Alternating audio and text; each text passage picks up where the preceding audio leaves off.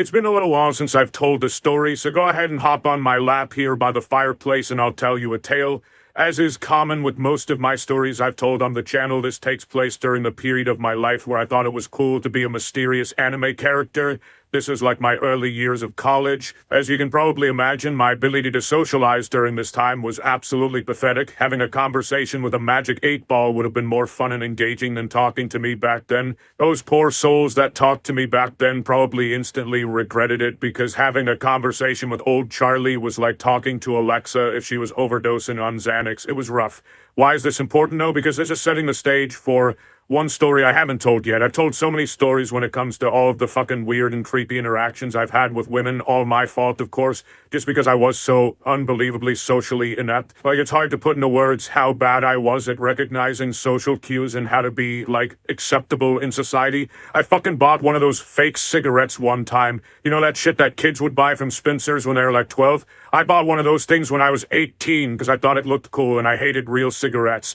You know how fucking sad that is? I'm surprised I didn't buy one of those colorful propeller hats and started spinning it to try and look cool or something. It was rough. So what I'm saying is, socially, I was the worst thing you could fucking imagine, but it didn't stop me from trying to have conversations with women. I tried to fake confidence, fake it to make it, and all of that shit, and today's story will be in that ballpark. So, this story takes place in a location where all good social interactions take place, at GameStop. So let me take you back to the past when my social interactions sucked ass. This is GameStop 2012, 2011, somewhere in that ballpark.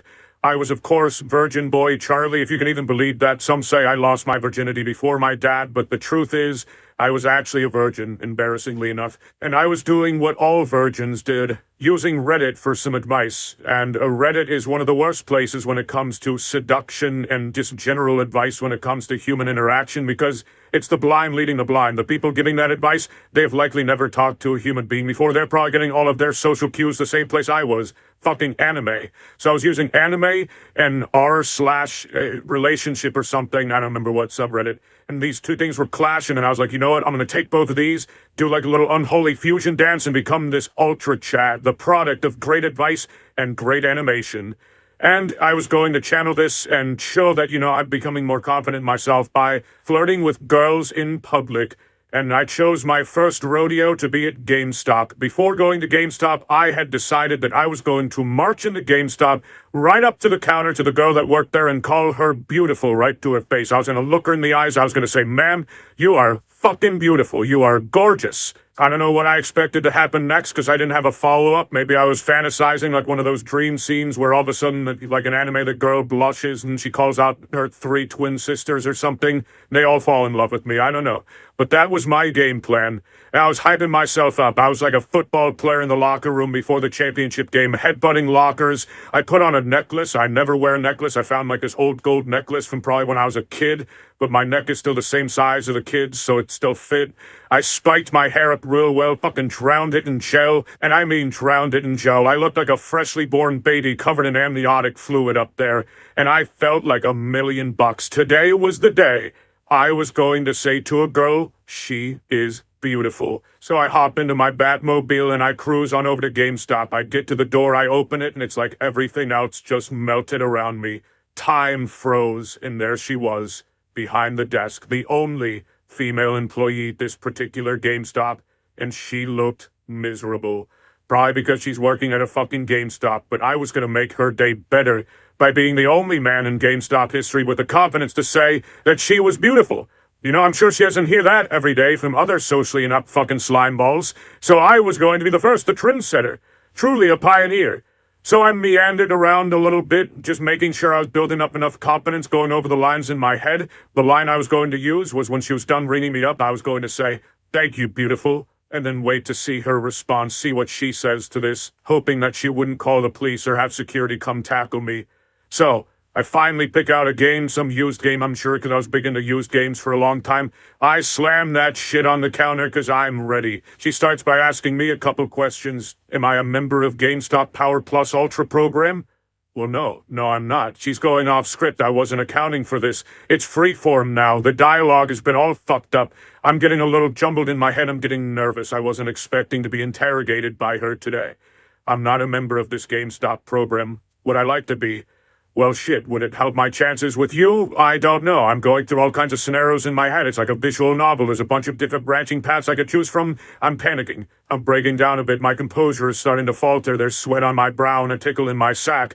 I was not prepared for this at all. She didn't ask me, do I want my receipt? Another question I wasn't anticipating. Do I say thank you, beautiful? Now, no, that wouldn't make sense because she asked me a question. I can't just respond with I have to answer the question. Everything's all falling apart at once. It's like Salvador Dali's painting where the clocks are melting. I'm running out of time. I don't know when to say this line. And no, I don't really want this receipt. What am I going to do? Wipe my ass with it? I paid $3 for some garbage used game. I tell her, no, thank you. You keep the receipt. And that's when she says it. A sentence that could dampen the pants of any man, even the strongest men. She says, thank you for shopping at GameStop. I freeze. I don't know how to respond. I stand there for what feels like hours, looking at the ground, wondering, is now the time? And then I decide I muster the courage within myself, the strength to go forward. I say, thank you, beautiful. I'm still looking at the ground when I say this, because I haven't earned the right to look my GameStop queen in the eyes yet. And then I do what any sane man would do. I ran away. I fucking jogged away. Before she could even, actually respond, I started jogging away with the bag in my hand like I just stole the game from GameStop. But I did hear her say, oh. I know for a fact she said, oh, as I turned my back to run away. I ran all the way to my car, hearing that oh in my head the entire way there, got in, slammed the door, and I thought to myself, Charlie, you did it. We just made that employee extremely uncomfortable, and man, do I feel like shit about it. It was a good lesson to learn. That was probably already the 5th or 6th time that lady had been hit on that day by fucking weirdos like me. She probably just up and quit that day. That was probably the last straw right there. I don't know, because I never went back. I was just so goddamn embarrassed about this whole thing, but I do imagine she quit that day. But yeah, I tell you this story in the hopes that people will learn from it. Don't make the same mistakes I did. Don't be a fucking weirdo, and don't, yeah, that's basically it, really. That's about it.